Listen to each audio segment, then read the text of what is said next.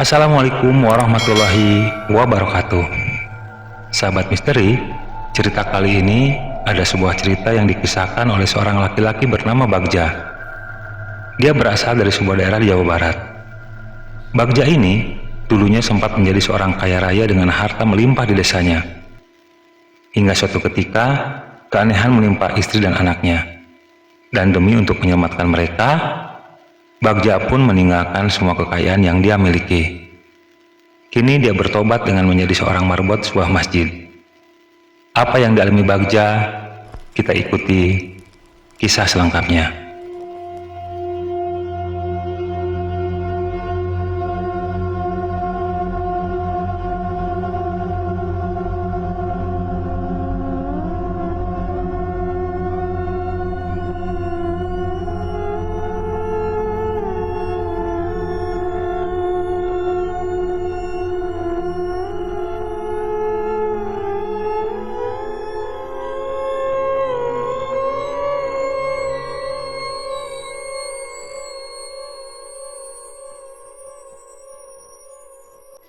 Bagja mempunyai seorang istri dengan 2 orang anak.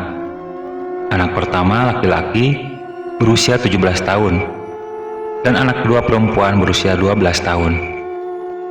Bagja sehari-hari berprofesi sebagai kuli bongkar muat kayu di sebuah pabrik.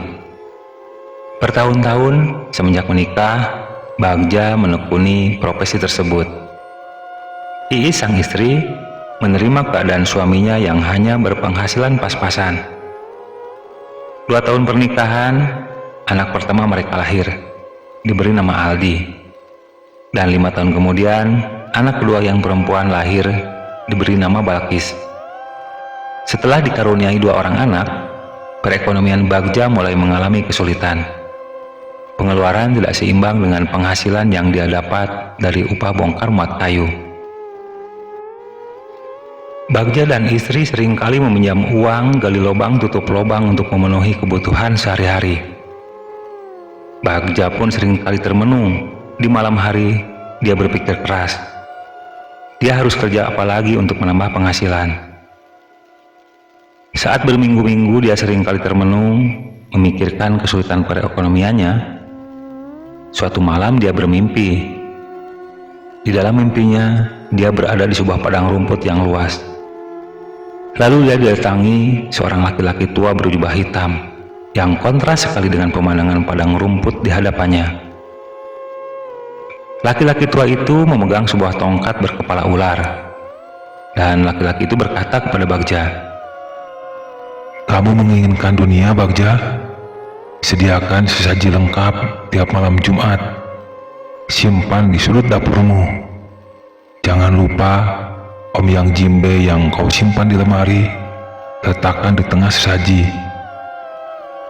Setelah berkata begitu, laki-laki tua itu menghilang. Bagja pun terbangun dari tidur. Keringat membasahi muka dan tubuhnya. Dia coba mengingat kata-kata laki-laki tua dalam mimpinya. Bagja pun ingat dia mempunyai keris Om Yang Jimbe yang dulu dia dapatkan di sebuah gua di pesisir pantai selatan. Bagja ini dari bujangan memang hobi dengan hal-hal berbau mistis dan supranatural. Dia senang bertapa di tempat-tempat yang dikatakan keramat oleh orang-orang.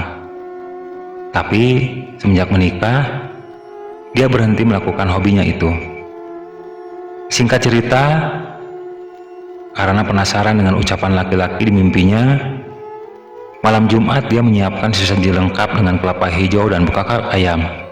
Dia simpan di sudut dapur, lalu Om Yang Jimbe miliknya yang sudah berkarat dan bergagang ukiran kepala ular, dia simpan di tengahnya. Beberapa hari setelah dia menyediakan sesaji itu, tidak ada perubahan atau kejadian aneh yang terjadi. Tapi dia kembali bermimpi, dan lagi-lagi kakek tua itu berkata dalam mimpinya, "Berdaganglah, tutupi semua dengan berdagang." Hanya itu yang diucapkan si kakek. Bagja kembali terbangun dan termenung. Keesokan harinya, dia berbicara dengan istrinya. Dia menyuruh istrinya berjualan kecil-kecilan di depan rumah. Dengan uang 300.000 hasil meminjam dari sepupu Bagja, istrinya mulai berdagang. Dia berjualan makanan anak dan pecel. Sementara Bagja masih menjadi kuli bongkar kayu di pabrik. Keanehan terjadi. Jualan istrinya selalu diserbu pembeli. Dari mulai tetangga, bahkan banyak orang-orang yang tidak dikenali membeli dagangan istrinya. Dagangannya tiap hari selalu habis. Usahanya semakin lama semakin besar, tidak hanya jualan pecel. Bagja mulai membuka toko kelontongan dan jual beli beras. Pundi-pundi uang semakin bertambah. Dan yang lebih aneh, uang dari hasil berdagang Bagja dan istrinya di lemari seperti bertambah dengan sendirinya. Dia pun membeli sawah dan tanah, juga membangun rumah. Lalu melebarkan usahanya tidak hanya toko kelontongan dan beras. 8 tahun berlalu, kini Bagja menjadi orang terkaya di desanya. Tanah, sawah, rumah, uang banyak juga mobil pun tidak hanya satu dia miliki. Dunia memang telah berpihak kepadanya. Dia tidak lupa setiap malam Jumat selalu menyediakan sesaji yang dulu disimpan di dapur, dan kini Bagja menyediakan kamar khusus hanya untuk menyimpan sesaji tersebut. Bagja hidup makmur hingga suatu malam Aldi, anak laki-laki Bagja yang kini beranjak remaja, seperti kerasukan di tengah malam. Saat nonton TV, dia berteriak-teriak sambil mencekik lehernya sendiri. Lalu berlari keluar rumah dan hilang di kegelapan malam. Kehebohan terjadi sehingga warga pun berbondong-bondong ikut mencari kemana Aldi hilang malam itu. 3 hari berlalu, Aldi tidak kunjung ditemukan. Belum mereda kepanikan tersebut, anak kedua mereka juga mengalami hal yang sama. Berteriak-teriak mencekik lehernya sendiri. Namun Bagja sempat menahan anaknya agar tidak keluar rumah. Akhirnya anak perempuannya pingsan, lalu dibawa ke rumah sakit karena koma dan tidak sadar-sadar. Bagja begitu sedih dengan keadaan yang terjadi kepadanya. Istrinya hampir tidak berhenti menangis karena Aldi hilang dan yang bungsu koma di rumah sakit. Letih karena hampir 3 malam kurang tidur, di kursi ruang depan Bagja pun tertidur. Antara tidur dan terbangun, dia tiba-tiba didatangi almarhum kakeknya. Kakeknya begitu marah dan menampar Bagja berkali-kali, dan Bagja pun akhirnya jatuh tersungkur. Lalu kakeknya membentak Bagja, "Hentikan perbuatan laknatmu, Bagja, atau kau akan kehilangan anak dan istrimu. Buang ke laut keris yang selalu kau banggakan. Hentikan semuanya." Bagja terbangun, dia segera berlari ke kamar tempat menyimpan sesaji. Tapi setelah berada di dalam kamar, dia terkejut karena di depannya telah ada sosok kakek-kakek berbadan setengah ular berdiri di sudut kamar. Jadi selama ini rupanya sesaji yang dia simpan menjadi makanan makhluk tersebut. Dan kini makhluk itu malah akan mengambil anak-anaknya. Bagja dengan cepat mengambil keris di hadapannya. Lalu dia bungkus memakai kain putih.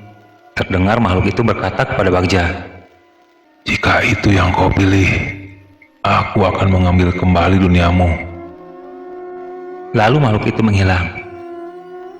Malam itu juga, Bagja dengan sopirnya berangkat ke pantai selatan.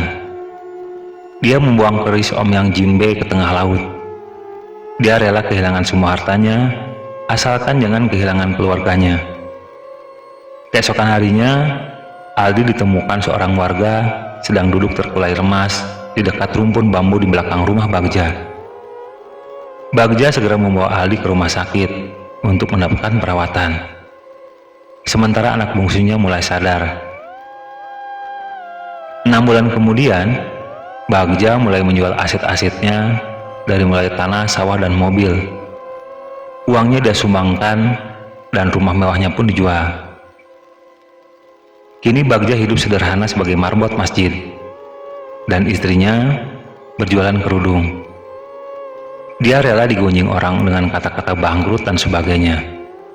Bagja pun bertobat. Semoga ada hikmah dari kisah Kang Bagja ini. Wallahu alam.